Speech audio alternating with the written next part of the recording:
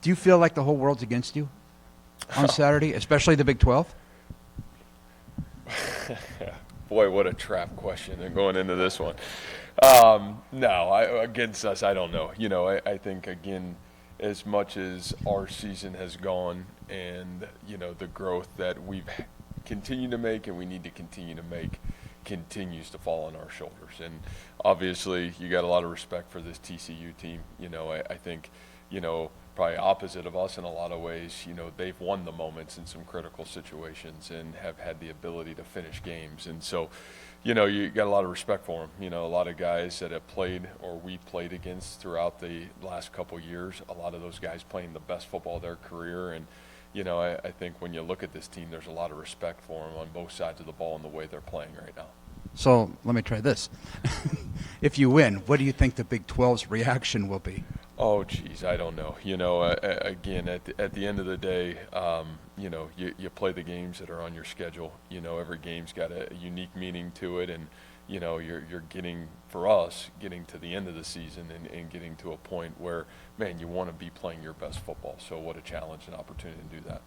When you went back and watched, what did you see on those short yardage plays?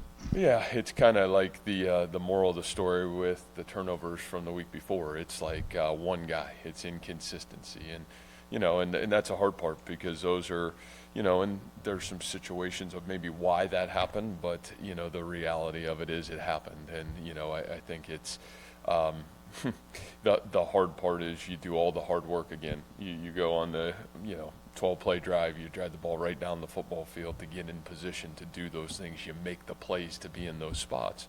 And then it's the execution in the moment. And so, I think those are – it's not the call, it's not the play. They're all there. It's the execution of it. So, I think those are things that continue to lead to inconsistency, as I've said, I think that's the hard thing about it and the frustrating thing about it. And some of those things are, man, they're taken care of easily with base execution, and we just didn't do it in the moment, and that's the struggle right now. I imagine when you're watching film, execution pops off. I mean, a guy misses a block or he makes a catch or drops it. Right. Generally, not even this year, but in your experience, if there's something wrong that's not execution, what does that look like on film? Whether it's play calling, formations, philosophy, the global or the more structural things. Yeah, what does that look like? I think when you look at that, you see, man, just an inability to function, and again, those aren't our issues. Our issues are, especially, where we're at offensively. It's been the inconsistency, from, taking care of the ball to, man, the ability to, be in those critical moments. And, like you said, is it a drop here? Man, you're wide open. It's, man, you got a great play called and we're not executing. And, again, the excuse can be it's youth. The excuse can be some of these guys' first time doing it. And, man, it's over the course of the entirety of the season. You want to see growth. And in some areas, you saw great growth Saturday. You saw great growth in some of those things. And, again, it's still not where we need it to be able to be winning football games. And, I'm not naive to that, and we're not naive to that. And that's something that obviously we continue to press forward and try to find that right mix of it. And we found that at times. We just haven't been as consistent as we need to be in those situations. Matt, on offensive side of the ball, TCU seems to be maybe as deep in terms of speed and playmaking ability as anyone you faced. I know they're a little banged up, who isn't at running back and receiver, but when you look at their skilled players, how would you describe them? Well, I would say the word is elite. They've got elite playmakers across the board right now, and the tailback position's outstanding.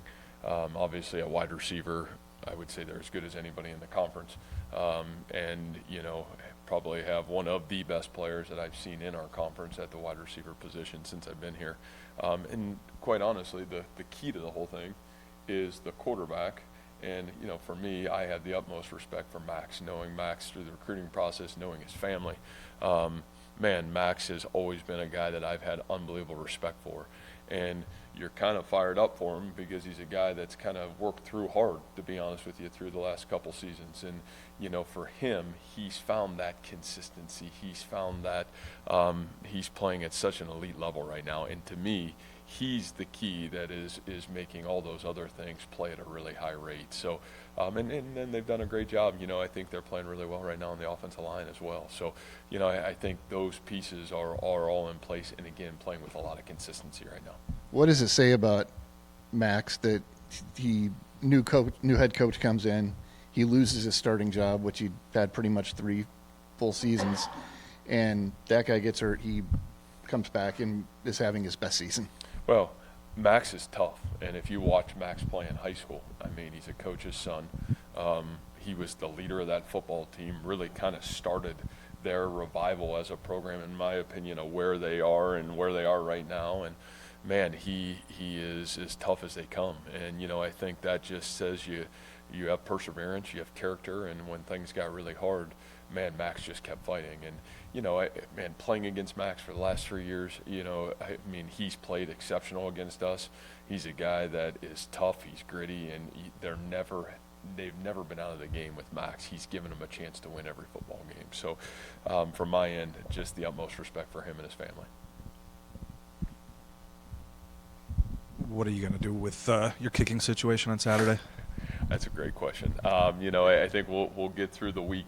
You know, again, you know, I just think, you know, right now with where we are, you want to have all the facts, and I think the facts I still believe practice is the best place to find, or at least think you're making the best decision for the betterment of the team. And again, that's not indicative or on anybody's character. It's the reality of, man, you want to make the right decision for the best interest of the team. Again, I would stand by both of those young men, and both those young men have done great things for our program and believe in them wholeheartedly. You know, it's just finding that consistency, and the same thing we're talking about in some other areas. So, you know, we'll look at what practice looks like this week and then really try to make the best decision for the team going into Saturday. Stanley, Lee, and Vaughn, I think, didn't go through senior days. The assumption they'll return for another year? Yeah, I think that's certainly on the table. You know, all those guys, we've had kind of beginning conversations with all of them before the season started. You know, they really didn't go through, you know, fall camp or the season as a senior. Yeah, you know, I think what all 3 of those guys are guys that, you know, there's high-end belief throughout our football program, character, leadership, foundational pieces that are huge for our program. And, you know, my expectation is as we get to the end of the season, at least right now, all indications are those 3 guys will be coming back. Okay, guys. Have a great Thanksgiving. Thanks, guys. Appreciate it.